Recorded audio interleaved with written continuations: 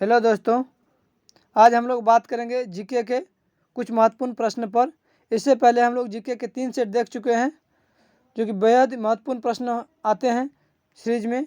हम आप लोग को 3 सेट करा चुके हैं।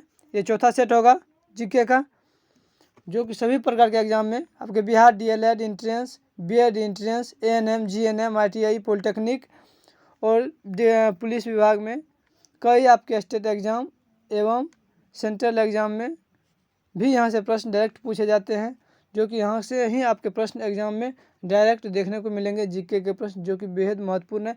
चलिए हम लोग शुरू कर रहे हैं। इससे पहले हम लोग 90 तक कर चुके हैं, फिर हम लोग 90 से शुरू कर रहे हैं इससे आगे प्रश्न। चलिए हम लोग देख रहे हैं प्रश्न क्या है। भारत में कॉफ़ी का अधिकतम उत्पादन करने वाला राज्य का नाम क्या है।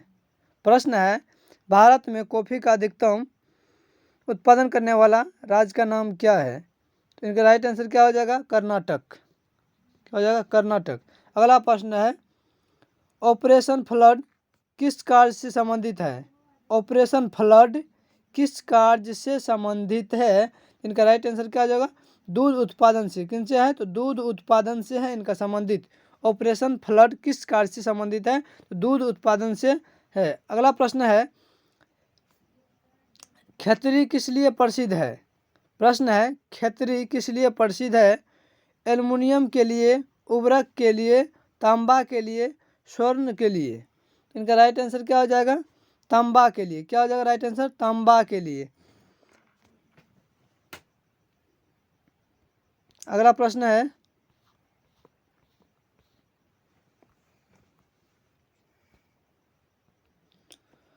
भारत लौह अयस्क का निर्यात मुख्यतः किस देश को करता है। भारत लौह अयस्क का निर्यात मुख्यतः किस देश को करता है। जापान, भूटान, इंडोनेशिया, रूस। इनका राइट आंसर क्या हो जाएगा, इनका राइट आंसर हो जाएगा जापान। ऑप्शन नंबर 1 जो कि राइट आंसर है। अगला प्रश्न है, भारत की सिलिकॉन वैली स्थित है। भारत की सिलिकॉन वैली स्थित है। भारत की सिलिकॉन वैली स्थित है कहाँ है, तो देहरादून में, या बेंगलोर में, या हैदराबाद में, या श्रीनगर में। इनका राइट आंसर क्या हो जाएगा, 94 का राइट आंसर हो जाएगा 2, जो कि ऑप्शन नंबर है बेंगलोर। Option number 2 Bangalore. कहाँ स्थित, तो बेंगलोर में। सिलिकॉन वैली स्थित है बेंगलोर में। अगला प्रश्न है, भिलाई इस्पात संयंत्र का निर्माण किसके सहयोग से किया गया था। जर्मनी के, सोवियत रूस के, या यूनाइटेड किंगडम के, या जापान के। तो 95 का राइट आंसर हो जाएगा सोवियत रूस। क्या हो जाएगा राइट आंसर, सोवियत रूस। अगला प्रश्न है,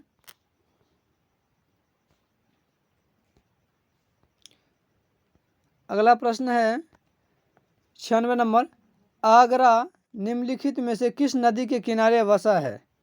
प्रश्न है, आगरा निम्नलिखित में से किस नदी के किनारे बसा है।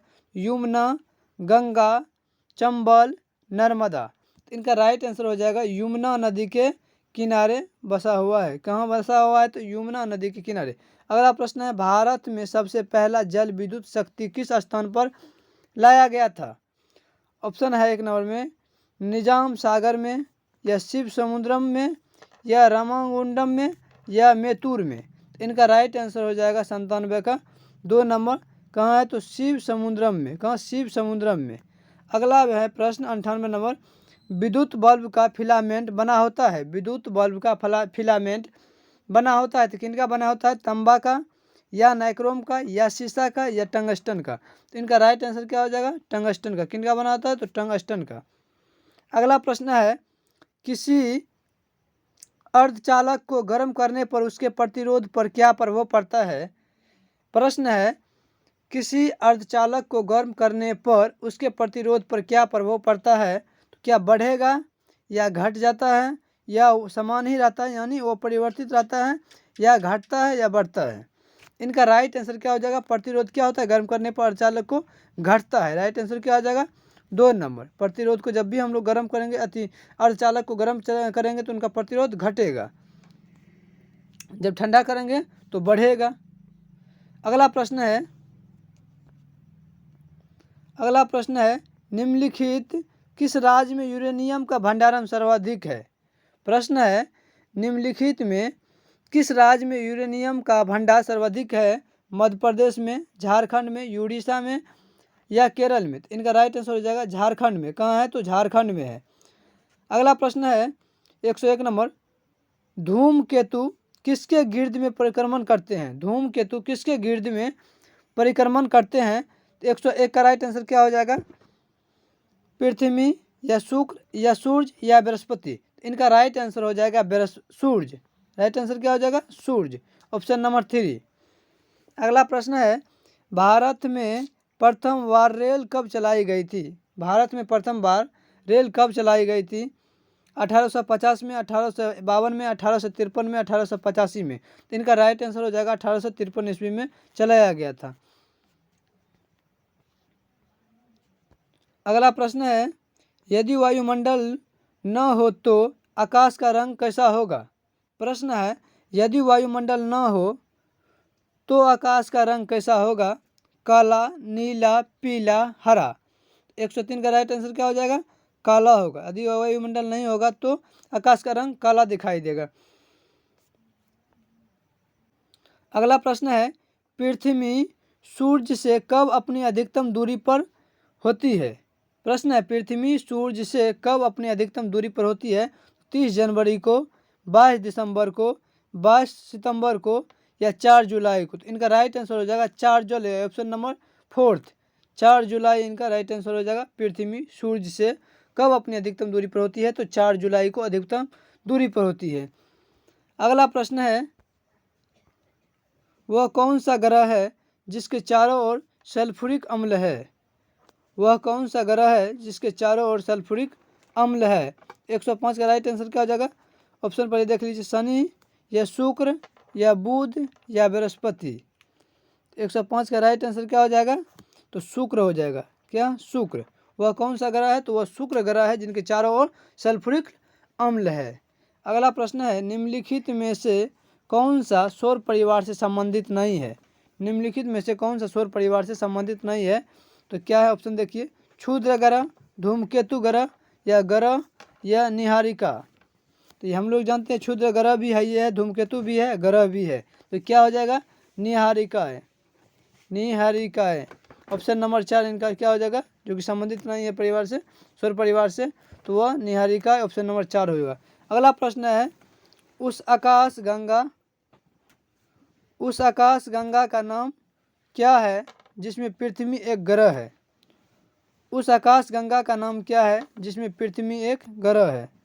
इंडोनोमिका या अर्सा मेजर या अर्सा माइनर या दुगध मेघला? तो इनका राइट आंसर क्या हो जाएगा?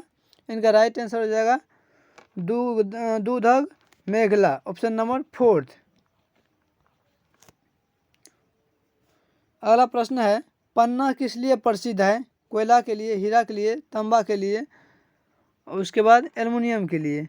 तो इनका राइट आंसर क्या हो जाएगा? हीरा के लिए। पन्ना किस लिए प्रचलित है? तो हीरा के लिए प्रचलित है पन्ना। ऑप्शन नंबर 2 इनका राइट आंसर हो जाएगा। अगला प्रश्न हम लोग देख रहे हैं। अगला प्रश्न है विश्व की सबसे ऊंची पर्वत चोटी किस देश में है? विश्व की सबसे ऊंची पर्वत चोटी किस देश में है? चीन में या भारत में या दक्षिण अमेरिका में या नेपाल में? 109 का राइट आंसर क्या हो जाएगा? ये कहाँ है? तो नेपाल में है।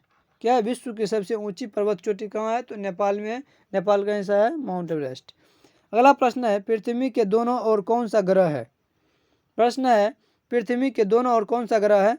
मंगल और बृहस्पति, बुध और शुक्र, शुक्र और शनि, मंगल और शुक्र? तो पृथ्वी के दोनों ओर कौन सा ग्रह है? मंगल और शुक्र। राइट आंसर हो जाएगा 4। अगला प्रश्न है पृथ्वी के वायुमंडल का सर्वाधिक घनत्व कहाँ पर होता है? पृथ्वी के वायुमंडल का सर्वाधिक घनत्व कहाँ पर होता है? क्षोभ मंडल में या समताप मंडल में या मध्य मंडल में या आयन मंडल में? इनका राइट आंसर क्या हो जाएगा? क्षोभ मंडल में। कहाँ होता है पृथ्वी के वायुमंडल का सर्वाधिक घनत्व? तो क्षोभ मंडल में ही होता है। चलिए अगला प्रश्न है 112 नंबर प्रश्न है ओजोन परत कहाँ पाई जाती है? ओजोन परत कहाँ पाई जाती है? कहाँ पाई जाती है? क्षोभ मंडल में या आयन मंडल में या समताप मंडल में या बहिर्मंडल में? ये कहाँ पाई जाती है? समताप मंडल में। ऑप्शन नंबर 3 ये समताप मंडल में पाई जाती है। अगला प्रश्न है, सारे जहाँ से अच्छा हिंदुस्तान हमारा किसने कहा था? ये क्या नारा है? सारे जहाँ से अच्छा हिंदुस्तान हमारा किसने कहा था? मिर्जा गालिब या फिराक गोरखपुरी या इकबाल या इनमें से कोई नहीं? ये किसने कहा था? तो इकबाल साहब ने कहा था, इकबाल, कि सारे जहाँ से अच्छा हिंदुस्तान हमारा। चलिए अगला प्रश्न है 114 नंबर। अगला प्रश्न है, सूरज का ताप हम तक पहुँचता है चालन द्वारा, संवहन द्वारा, विकिरण द्वारा या परावर्तन द्वारा? तो सूर्य से जो प्रकाश की किरण आती है हम तक पहुंचने में वो किस विधि से आती है? तो चालन विधि या संवहन विधि या विकिरण विधि या परावर्तन द्वारा? तो वह किस विधि आती है? तो विकिरण द्वारा आती है। अगला है, समभारी रेखाएं क्या दर्शाती है? समभारी रेखाएं क्या दर्शाती है? दाब या वर्षा या गहराई या समय? 115 का राइट आंसर क्या हो जाएगा? इनका आंसर हो जाएगा दाब। समभारी रेखाएं क्या दर्शाती है? तो दाब को दर्शाती है। अगला प्रश्न है, वह तापमान कौन सा है जिसका पाठ्यांक फ़ारेनहाइट और सेल्सियस दोनों पैमाने पर एक ही होता है? प्रश्न है, वह तापमान कौन सा है जिसका पाठ्यांक फ़ारेनहाइट और सेल्सियस दोनों पैमाने पर एक ही होता है? किनका होता है? -34 डिग्री सेल्सियस, -34 डिग्री। अगला प्रश्न है कि अमेरिका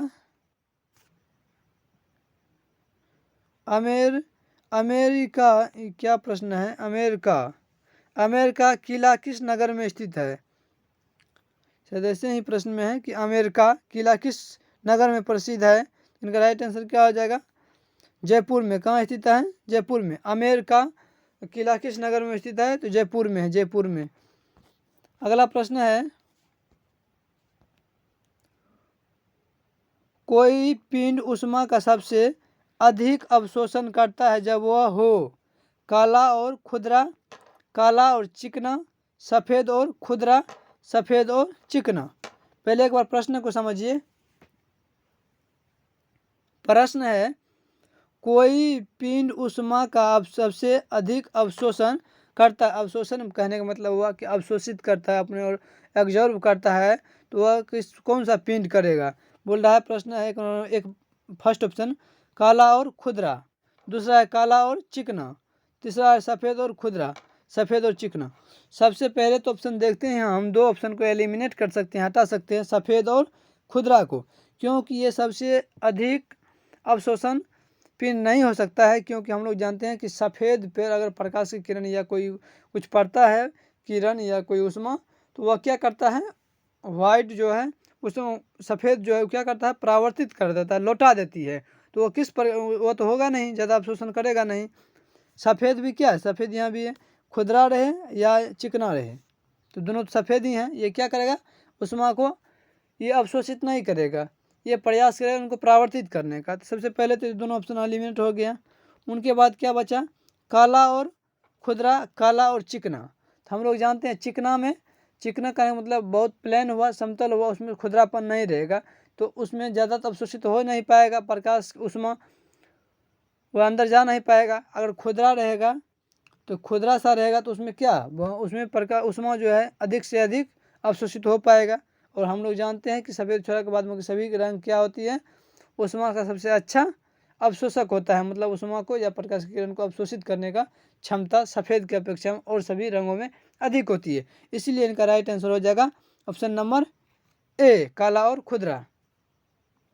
अगला प्रश्न है, आनंद मठ पुस्तक के लेखक कौन है? क्या है? आनंद मठ पुस्तक के लेखक कौन है? ये कौन लिखा था? बंकिम चंद्र चटर्जी, बंकिम चंद्र चटर्जी, ऑप्शन नंबर 3 जिनका इनका राइट आंसर है। अगला प्रश्न है, आपका अगला प्रश्न है, लंबी दूरी के बेतार संचार के लिए अपेक्षित तरंगे है।